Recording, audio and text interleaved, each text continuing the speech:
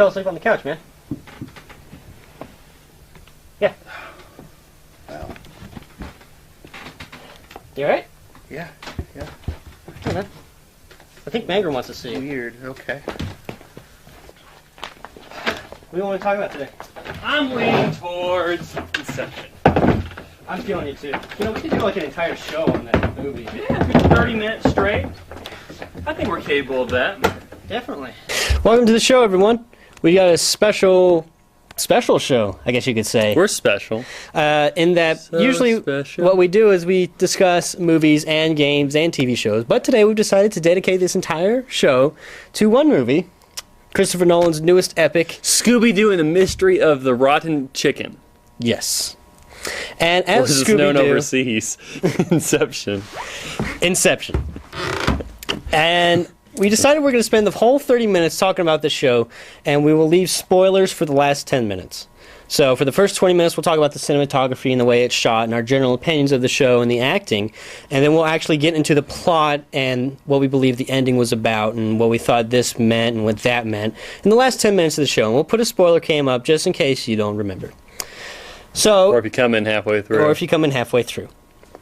In which case you're not seeing this. So, yeah. But, so... What? Inception. Names. Let's get... You always forget to introduce yourself. What? All right. I'm Anthony Valva. And I am point guard Eric Henderson. Inception is, like I said, Christopher Nolan's newest foray into cinema. And it is a sci-fi epic that takes place in the world of the dream. We have our main character, Leonardo DiCaprio, who plays Dom Cobb, who is basically the George Clooney of Ocean's 11. He's a expert thief, and he's trying to do the one thing that's never been done before, which is plant an idea in a mind. It's difficult. Yes. He's not the type of thief George Clooney was. He wasn't a bank thief or a casino. He doesn't rob casinos. He's a thought thief. He goes into your dreams. Kind of like Nightmare on Elm Street or Dreamscape, except this is more of a realistic take on it in that they don't have superpowers. Yeah, like they alter things too much, the mind fights back. Yes. Which, it doesn't really you think that. about it, kind of makes sense. Yeah. So we have Dom Cobb, who now has to assemble a team, and then they go on the heist. Of the worst of the worst. It's like the Dirty Dozen. Yeah. Except there's like 6 of them. So the Dirty Half Dozen. That's right, 6. Yes. So it stars Leonardo DiCaprio as our main antagonist as Dom Cobb. Antagonist? Our hero, I guess you could say. He's the protagonist. Protagonist. That's what I meant, sorry. We have Ken Watanabe, who I guess you could say he's the antagonist because he's starting this whole thing. I don't see him as much that. He's more of, to me, he's kind of just the businessman. Yeah, he's not really, because they're not really doing anything bad. They're not. I mean, it's bad in a way of manipulating people's thoughts to get what you want. But it's like how George Clooney robbed casinos, which is bad. But yeah. He's the Elliot Gould of the film. Yes. And we have Ken Watanabe, who comes up to Dom Cobb with a job offer. And that he wants to take down his rival and have their empire collapse because they're having monopoly on energy, which is something that we haven't seen before in a movie. Energy, lights, gas, the stuff that powers this, and how you're watching it on the internet or on your TV. It's what we call a conundrum. Yes. And so Ken Watanabe does not want a monopoly because his company is going out of business. He also has an energy company, obviously. Yeah. So he wants that company to fall apart. Not go away, just not become as dominant. Yeah. So he hires Dom Cobb, and he promises Dom Cobb something that he could never get before. Dom Cobb has reasons for not being able to go to America and see his children. Therefore, he has to live outside of the U.S. and can only speak to his children on phone. And Ken Watanabe says, hey, I can make all things right, and you can go and visit your children if you do this one job. Because he's awesome. Yes, because he's Ken Watanabe. Yeah.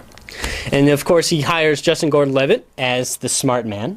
Yeah, he's his point guy. He's the point man. He doesn't really lead a lot, no. Ellen Page is the architect. Who's the forger? Tom Hardy. Tom Hardy is the forger. And he plays Tom Berenger in it, which is cool because Tom Berenger's in nothing. Yes. He's in Cheers. But besides that, he's Um, kind of point I was saying, I love that Christopher Nolan takes actors who aren't used very often, like Tom Berenger and who is it? I'm thinking of in Dark Knight. He's Scarecrow. Well, Cillian Murphy's in everything, it seems, or he's in all of Christopher Nolan's films. But he used somebody. I thought to myself, I wouldn't think. Oh, he used Michael Jai White as one of the gangsters. Yes. Yeah, he kind of uses people like that who aren't really Just a thought. Well, I mean, when you think of Hollywood, actor, you think of Brad Pitt. But he likes to pull people who haven't been used in a while. Or he puts people in roles that you don't see them as. Like in Insomnia, you had Robin Williams, who was considered one to be, generally a very funny comedian, in the role of a psychopathic murderer. Yeah. It's just complete opposite of what they are. Heath Ledger, he was kind of the pretty boy, he was weirdo. The pretty boy, 10 Things I Hate About You. One of my favorite movies, by the way. That and A Knight's Tale. I watched the hell out of And A Knight's Tale, but I mean, this, and then in Dark Knight, he makes him... Of course, then he had Brokeback Mountain and stuff, but yeah, it was kind of a shocker. But I mean, go from Brokeback Mountain to Joker. Yeah. Is huge. So you have Leonardo DiCaprio, who we've seen in kind of serious roles like Gangs of New York. Yeah.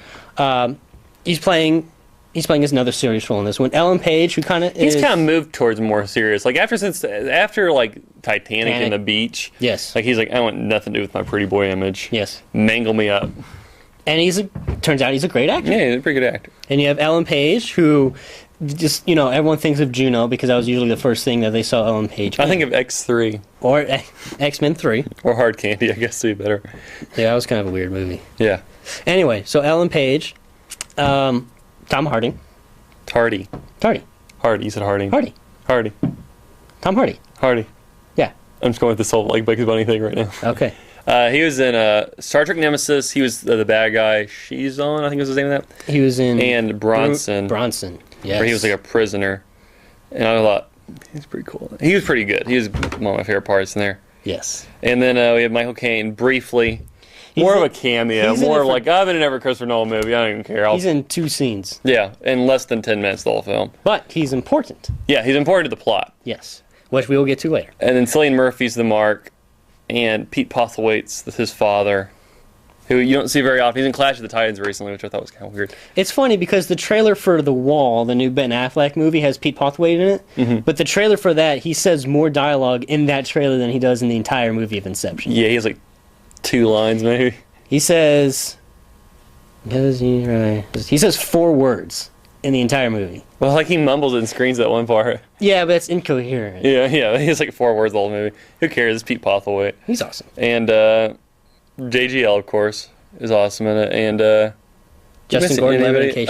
And the guy from Avatar, the movie, not the TV show, which is better, but the movie, he was one of the scientists, worked with Sigourney Weaver. He's an Indian scientist. Yes. I think he was Indian in that. I think he's Indian in real life. I don't really know. I don't want to be judgmental and get racist comments, but I believe he's Indian. That's just my from what I've read. So I think that's the entire cast. That is the cast. We've gone and delved into that. And let's go into Marion Cotillard. Oh yeah, of course. And she's kind of the main antagonist. She's very important to this film. She's the main antagonist of the film. So there. Let's go into the cinematography. I was talking about this with a friend the other day, and I really, truly, honestly believe that this type of movie, Inception, is only seen once every decade. And that the last movie we saw with this type of cinematography was The Matrix.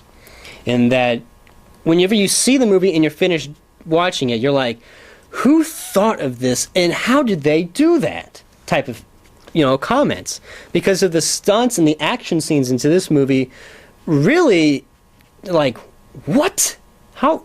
Yeah, and the big one I think was the Joseph Gordon-Levitt fight that they showed in the trailers where he's walking on the walls and stuff. Yes. And your mind the room is just, it looks like the room is staying still, but he's going everywhere. Yeah. And it's it's just a gimbal, but it's really well done. Yeah, it's not not like wire action scenes where they tie him up to wires. Oh, he's on wires too. He's on wires and a gimbal, so the room's moving and right, he's but it's moving. Not like Crouching Tiger. Yeah, no. It's because the whole thing's shifting and the room turns and they fall through the floor and it's just that's cool. And I was sitting there going, exactly. Everyone was just like, wow. But anyway, like I said, the cinematography in this film is once every decade. And I honestly believe that this film will be shown in film study movies and actually psychology classes for years to come. And it's... Because, I mean, I took a film class this past summer, and you took it the same class, too, a few semesters ago, where we watched The Dark Knight, and we analyzed that. Well, this one, you could just go on for hours and hours, analyzing every scene, every line, every bit of information in it. I see this as more of a sci-fi novel than a book, just because of the sheer information that is crammed into it. And it easily could have been a novel. You can actually hit play in a lot of parts and like dig through and go, okay, let's see how this is connected to that.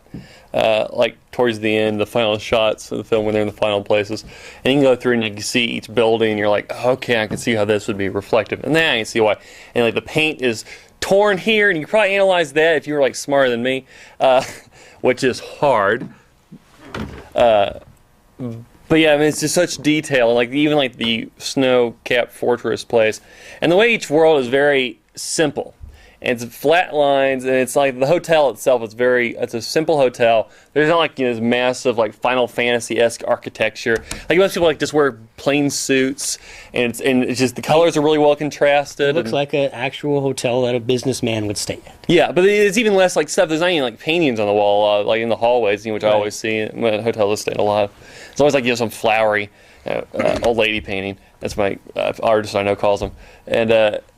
It's just flat walls and like little chandeliers, like little lamps here and stuff. But it's very simple.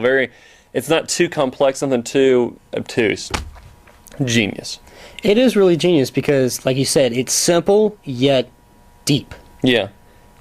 The simplest thing has so much meaning to it. Mm-hmm. So the cinematography, I believe, this is going to be discussed for years to come. I think it's not like we've never seen this before type of thing. I mean, we kind of saw it with The Matrix and in Sense 10, Crouching Tiger, Hidden Dragon, and other types of Hong Kong action films. Yeah, but he just combines them well so it looks new. But the thing, in a way that you're not used to it. The thing he did is the high wire action films like Crouching Tiger are always in open spaces, and this one is very, very confined, close. Yeah, like he's like running up the wall and like he floats up, and they're kind of like, and like they're fighting, they're just kind of like hanging there in the air like this. Well, I mean, there's a chair beneath me. Cut away the chair. No, he's just like hanging up, and it's this really cool little effect. That's just cool. And then the elevator part. And then you have other people who are just kind of like floating in the room that you see in the trailer. They're just kind of like, whoo. It's just brilliant, beautiful. I think this film is actually showcasing the maturity of Christopher Nolan. Because, I mean, we all like his films, but, I mean, you can go back to, like, the Batman Begins, and you look at the action scenes for that, they are, when you really just break them down, they're horrific editing. Oh, yeah, he's not the best. Like, for Batman, he's always been kind of like, and also it's how they shoot, it's kind of like just boom, boom, and they cut quick, and he spins the camera around him. Where this one, he kept, like, long distance shots, and, it's all... Well, he kept the to me, this is more prestige than Batman. Yeah, he kept... Well, like, the thing is, though, is, like, his action scenes have never really been great. Like I said with Batman Begins, because it's such quick cuts that you can't... Like, on the scene with Ra's al Ghul and Batman on the train... Mm-hmm. I had to watch it twice. So I didn't know exactly who hit who at what point. Yeah. In The Dark Knight, you can definitely see that it's okay. Joker is hitting Batman at this point. Well, Batman like is hitting the Joker vibe between Joker and Batman and the enemy, it's not like it's a big fight either. He's kind of like the dogs attack, and then he kind of just runs up and beats the crap out of him with two poles. Right, but you can see knife, that. I think he has a pole and a knife in his hand. And then in this film, there's a lot of action in it. I'd say as much as Batman or Dark Knight. Yeah. But it's clear. Mm-hmm. You can see what's going on. I mean, yes, they're quick edits, but they're not so quick you're like, oh god, what just happened? Type of thing. Anyway, what are your opinions on the overall cinematography of it? I mean, I know we discussed how it's breakthrough, but in your opinion, what is it? It's fantastic. This is an easy way to put it. There are some parts where I was a little kind of trying to find ways to be negative about a film I like. I felt like the openings, like, okay, shot-wise, this is just kind of a director's thing. Like, when they're introducing, like, Ellen Page's character who's describing things, like, I felt like there was a lot cut there, and it very much just, they're trying to show us so quickly that we didn't understand her character as much. But just, it was the way it was filmed, I think, because it was so quick. They're trying to get through it, and I think they could have taken a few more minutes just to explain her a little better. But that was just... That's, like, the most negative thing I can say about, like, just how it was filmed. Because I felt like we could use... I bet if there was, like, 5 pages of scene there that we missed. because just editing, they had to edit something out. I felt like that was I felt like there was something in there missing. But for the rest of the film, otherwise, I think it was just like pretty pitch perfect. Editing wise, they're having to cut. I don't say too much, but multiple levels of subconscious into each other, and it's so well done. It's like they have a quick one to remind you of what's going on the top, and then one that reminds you in the second, and the third, and then the fourth, what's happening, what's really happening that you need to focus on. Right. And it was so well shot and so well edited that I wasn't confused. Yes. Like, and they were all, I think you said it to me the other day, they're very different. Like, one's raining, one's snowing, and one's in a hotel with like kind of orange light to it, and then one's in a dissolving. Right, they differentiate every setting so much that you don't get confused. Yeah, and it's well shot in each one. There's almost like, and Christopher Nolan likes to do like kind of a light blue, dark blue kind of color to everything to give kind of this almost like a night kind of scale to every little shot. Even the hotel, which had a little bit of an orange more to it, albeit colorful, whatever. He does that very well, and I felt like that worked in every single shot. Even, and it also, he changed it up a little bit. It was very blue up in the rainy area and very more blue-orange in the middle, and then like the third level was like a light blue because it was very snowy, and it was they did each environment. The camera lens would change just a slight little bit, and it was like a little more of a grayish blue in the lower, and he changed it each time, and it just worked so well, and he's a genius. Yes. I love you. I'd say we're pretty close to the end. We got about 13 minutes left. Yeah. So let's go ahead and go into plot details. So we're going to pop up the spoiler cam. And just let you know, if you're watching this on TV, just hit mute till the spoiler cam goes away. If you're watching, or change the channel. At this point, I mean, it's all spoiler. So. Well, I mean, at the end, we won't spoil. No, yeah. We're done with spoilers at the end. That's but true. So if you're watching this on the internet or if you DVR'd this, just fast forward to the spoiler cam goes away and then watch the rest of the show. So, like I said, spoiler cam is up. So, just fair warning, we're going to give spoilers away. All right.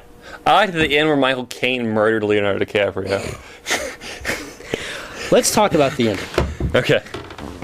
A lot of people have gotten into crazy in-depth analysis of this. I don't think the ending is that complicated. I think it's very straightforward. I think it tells you, step by step what has happened. I don't think the rest of the movie you can analyze everything, but I think the ending itself, it's a finite ending. Yeah. I don't think there's any interpretation to it. What is your view of the ending? I think I dreamed it all, and that it never really happened. So you're saying he's still in a dream? No, I dreamed. Oh, you're in a dream? Yeah, I'm in a dream right now. Really? I don't think he was at the end where he spins the cat out the top. I don't think he's dreaming. I don't think he's waking up. He's awake because it starts to wobble, and before it never wobbled, it kept spinning perfectly. He sees his kids' faces, which he couldn't see before, and Michael Caine saw his face, which she only saw once before. I felt like it was definitely like, oh, okay, he's awake. And also, it was because he knew where he was. People keep early on. He asked Ellen Page, Leonardo DiCaprio says, "You never know where you came from in a dream," and we can literally see him go to where he's right, like it's chronological order. Yeah, from like the airport to inside the airport to the house to the kids. Yeah. So I believe it really happened. And I believe him and Ken Watanabe killed themselves in the dream. That's how they. I believe that's exactly what happened as well. A lot of people have been saying that Ellen Page's character does an Inception on Leonardo DiCaprio because she's always the one talking to him about his wife. Granted, she's the only one that really knows about his wife, but everybody else knows that his wife killed herself. Arthur knows her. He knew her at some point, but he's never he kind of been staying aloof the whole time. I can see where that thought would occur, but I don't think that's what he was going for. I don't see where. I guess I kind of see where the people would get that idea, but there were scenes without Ellen Page, and to me, if there's scenes without Ellen Page, that means it couldn't have possibly been her, because every single time there was inside the dream, one of the other characters was with them. Yes. Somebody's with them, and there are parts that she wasn't in at all, so I couldn't take it as an Inception like that. So let's go to the heist. The big heist. The end heist. See, you keep saying the big heist. Like, the last 2.5 hours of the movie were the big heist. Well, you got the first, we're building the team together. Yeah, the first hour or so was heisty, but the last hour and a half was pretty much just one big heist. Right. It was like the last 30 minutes of Ocean's 11. Pretty much. Stretched out. So, times 3. let's go to the ending then, since you don't want to call it the big heist. Yeah. The second half of the film. The thing that everyone's going for. Not the MacGuffin, but to get to the MacGuffin. Oh, the Inception part? The Inception. Let's talk about the Inception. So we have everybody's on the plane, Yeah. and they go into the sleep. Whose subconscious are we going into? Okay, we've been arguing about this for days. Okay, so I think, here's how I think it works. Okay, so you have the person. I believe what happens is they all go into one. They bring somebody else into their like kind of their cobble, their kala. Like whoever's dreaming on top, and like because Ellen Page to me like designs the world. Yes. And then they bring somebody else with all their thoughts and processes into that world. But somebody else's dreams, like kind of the overworld. I believe, I don't remember the Indian guy's name. I don't remember anybody's name except for Cobb and Arthur and Mal. Saito. Saito. Yeah, you keep reminding me of that. I'll forget as soon as you don't remind me. But I feel like the Indian guy dreamed the first level, and then Arthur dreamed the second level, and Ellen Page like designed it, and then Cillian Murphy brings his thoughts into it, and everybody else kind of dives in. So. And then Tom Hardy built the last level. So this is just a break it down. We're on the plane. Mm-hmm. We go into sleep. Ellen Page creates the world. We go into Cillian Murphy's subconscious. Boom. We've got that first world, correct? No. What happens is, to me, is Ellen Page designs the world, Okay. and Cillian Murphy has the subconscious, and they take Cillian Murphy's subconscious, and they take Ellen Page's world, and they put him into the Indian guy's dream. So he's the one dreaming, and everybody else just brings their stuff into it. Ellen Page is the one who physically designs how the world works. Okay, so we got Ellen Page's structure, Yes. Cillian Murphy's people, Yes. inside the Indian guy's dream. Yes. So where does the train come from? The train comes from Leonardo DiCaprio's subconscious entering the dream, because his subconscious is strong. He's been doing it longer, so I think his subconscious was stronger anyway, and that's his subconscious trying to push into their dream. So if that's the case, then why isn't like everyone like freaking out? Why isn't everyone else's subconscious going into it? Because they probably thought it was... Oh, because his is, remember, he's damaged with Mal. Okay. And he's not letting go, or the rest of them don't have that issue. But also, we really didn't delve too much into everybody else's... I mean, it was pretty much just like, we were dealing with Leonardo DiCaprio, and we dealt with Cillian Murphy, and everybody else was kind of very superficial characters. But I mean, this is Leonardo DiCaprio's story. Yes. But I feel like his subconscious was entered because he was damaged and wasn't letting go, and he was the stronger of the dreamers because he was the one who could construct worlds originally. He was one of the first people to do all this stuff. I feel like he was the one who focused everything. And that's why people keep entering. Because what happens earlier was when they're in Saito's dream at the beginning, Joseph Gordon-Levitt was the one who... It was his world. It was his dream. He designed it. We're talking about the second level of Saito's... Yes. And Mal said this was your world. Now, if they were all just in Saito's mind, Saito would have designed it. It would have been Saito's world, but Mal says it was Arthur's world. And whenever we kill Arthur is when the dream collapses. Yes. So if they killed the Indian guy, the dream would have collapsed, and they would all... Well, actually, they'd all been dead, but... They would have gone to limbo. Yeah, but if they killed Ellen Page, the world's already constructed. That wouldn't have been a big deal, but like if they killed... I wish I knew the Indian guy's name. Let's pop it up on the screen at some point, please, so it doesn't sound racist. If he was killed in the first world and say they were in anesthesia, then the whole place would have collapsed. If Arthur was killed in the second, if Tom Hardy was killed in the third, and Leo was killed in the fourth. Right. That's why Ellen Page could die in the fourth and come up into the third. That was Leonardo's... That was Leo's subconscious. Yes, it was his dream. So what if Leo dies in his... Oh, okay, then he wakes up, because that's what happened with Saito. Yeah. Okay. So... We get Leo's subconscious coming in with Mal, trying to ruin everything. Yes. The second level, the hotel. Where is Mal in that? She just hasn't entered yet. So she's got the train in the first level, but she's Ellen not... Page said something that implied that like he was weaker. But I think it was just like because he wasn't doing anything in the first level. Well, the second level is when they were like, we're going to tell him that he's dreaming. Yeah. The Mr. Charles was what they called it, I believe. Yeah, and I think the first level, like he wasn't really doing anything at that point, so he had no overall focus, so his subconscious could enter. But in the second level, he was he was talking to Cillian Murphy, and I think his mind was focused on that, so the subconscious wasn't entering. But if he wasn't, I think it may have entered. It could have entered easily, because like in the third level, like all he was doing was trying to get into position, and that was all he was doing, and Mal came in. Okay. So that's how my mind worked it out. But then again, I could be dreaming right now. So, okay. Let's break it down. Everyone's on a plane, and they're awake. Yes. They go into the dream. First level. Ellen Page creates it. Indian guy's dream. Cillian Murphy's people. Popular, yeah. Put together. We go into the second dream. Arthur's dream, created by Ellen Page. And Cillian Murphy's people populated. Cillian Murphy's people populated. Third, Ellen Page creates it. Who populates it? In the third, that was still Cillian Murphy, because it was his soldiers, his defense mechanism still. And then... It was in Tom Hardy. I think it was in Tom Hardy. But Tom Hardy is forged. Remember. Right when they entered? In the first level, he's being forged by Tom Hardy. What? You've lost me now. Tom Hardy, to me, was the main dreamer in the third level. Right. Remember, he was Tom Berenger. But I don't think that mattered. It's more just an illusion that he can do. Like, he can manipulate his... I think he can manipulate his avatar inside the dreams. Okay, that's why so he was the a forger. second one, Tom Berenger, is Tom Berenger. Well, it's Cillian Murphy's projection of Tom Berenger. Yes. It's not Tom Hardy, Tom Berenger. Yeah. Okay, so then, third level, snow level, is Tom... It's Tom Hardy's dream. Tom Hardy's dream. Cillian Murphy's populated it. Ellen Page designs it. But in the fourth level, Cillian Murphy's been damaged. He's been He's shot. been shot, as well as Saito. As well as Saito, and they're both... And that's limbo, though. That's not like it's a lot of subconscious. That's like... But it's Leonardo DiCaprio's limbo. It's his dream, and he's also populating, because there's only his population, only his two dream, his people really construction. control it. It's his population, Yeah. his dream, his construction. And Ellen Page just goes with him. Right. And the other two are just kind of going with And him. Mal is just a projection from Leo. Yeah. And he's like, our time is up. So then she kind of, like, that's like his, my soul has been cleansed. Yes. Whenever he's like, it's time for you to go. We've had our time together. Yeah, and he just lets go. Then he lets go. Then he's searching. Time to let go, Jack. Then he's searching for Saito.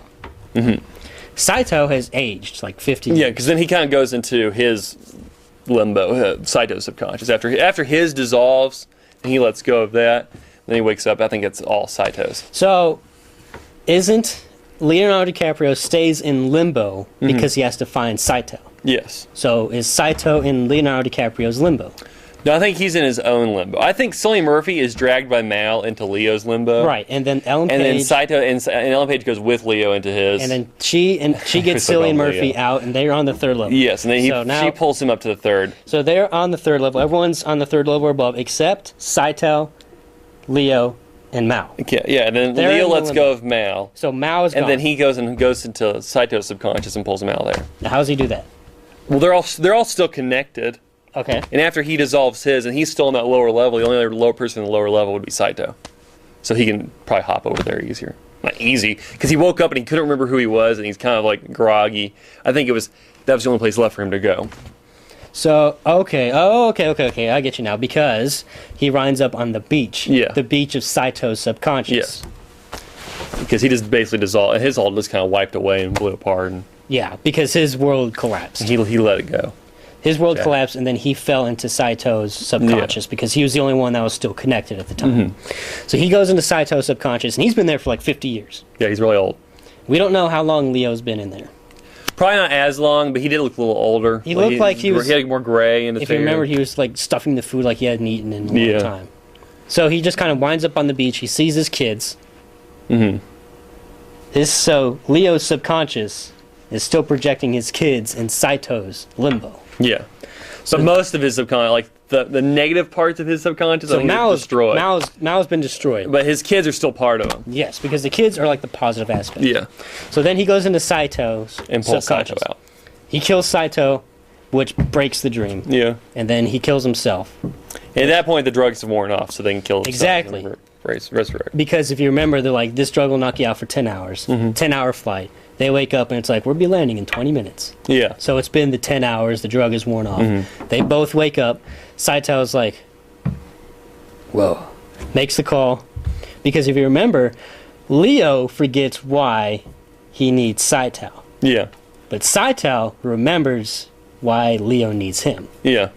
So, like... He's like, you need me for something. He's like, I don't remember. Yeah. See, people have always been like, I think he's still dreaming because Saito immediately makes a phone call, which is too nice. Like, things Yeah. work out. But you got to remember, like, Saito has been thinking about that for 50 years. So Leo forgets, but Saito hasn't forgotten. Yeah. And he's like, hey, you want to see your kids, right? And he's like, oh, that's what I want. And then he kills himself. Dream breaks. They both wake up on the plane. And then he goes home. Then Saito makes the phone call right then and there. Everyone's awake. They're in their own thing. They go into the airport. They grab the luggage. Saito does his own thing. Cillian Murphy does his own thing. You know, you see Ellen Page. You see Justin Gordon-Levitt. And you don't really see where they go. They're going on their own because way. it only follows really Leonardo DiCaprio. It never really cuts to anybody else. Exactly. And it cuts to Ellen Page like once or twice in the whole movie. It's just her. And it's when she's looking at Leonardo DiCaprio. Yes. So then they're in the airport, and Leo sees Michael Caine, who is his grandfather. Or his father-in-law. Is it his father-in-law? That's what it says on Wikipedia. Okay. That's so it's his father-in-law, which he's important because he creates the ability to go into dreams. Yeah, he was the one who found like the extraction kind of thinking. He created the suitcase, he everything. built everything. That's why he's so important in the movie. But he's not really in it that much. They kind of mentioned it a few times. And you're like, okay. But he's the whole reason why this story is even happening. Yeah. Because he created. Anyway, so they're in the airport. He meets Michael Caine. Then they go home. From the airport, they go right to his house. He spins the top, sees his kids' faces. Top stops to wobble, which means he's not dreaming, because Mal's top always stayed upright when she was dreaming. Perfectly upright. People keep thinking that, and I'm like, but it's wobbly. Like it's like a magnet. Like it does not deviate whatsoever. Perfectly upright.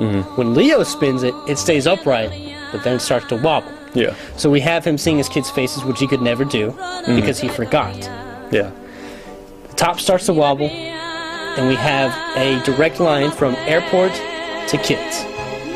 Therefore, Or is he?